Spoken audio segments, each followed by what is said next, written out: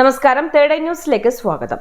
അഭിഭാഷകനും പോലീസും തമ്മിലെ തർക്കത്തിൽ അഭിഭാഷകനെതിരെ കേസെടുത്തു പോലീസ്. പാലക്കാട് ആലത്തൂർ സ്റ്റേഷനിൽ വെച്ചാണ് അഭിഭാഷകനും പോലീസും തമ്മിൽ തർക്കമുണ്ടായത്. ഇതിന്റെ വീഡിയോ സോഷ്യൽ മീഡിയയിൽ പ്രചരിക്കപ്പെട്ടതിന് പിന്നാലെയാണ് അഭിഭാഷകനെതിരെ കേസെടുത്തത്. കോടതി ഉത്തരവുമായി കസ്റ്റഡിയിലുള്ള വണ്ടി വിട്ടുതരാൻ ആവശ്യപ്പെട്ടെത്തിയ അഡ്വക്കേറ്റ് ആക്കിബ് സുഹൈലിനെതിരെയാണ് പോലീസ് കേസെടുത്തത്. കൃത്യനിർവഹണം തടസ്സപ്പെടുത്തിയെന്ന് കാണിച്ചാണ് കേസ്.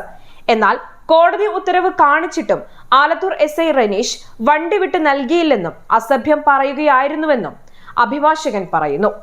എസ്ഐക്കെതിരെ പ്രതിഷേധവുമായി അഭിഭാഷകരുടെ സംഘടന രംഗത്തെത്തിയിട്ടുണ്ട്.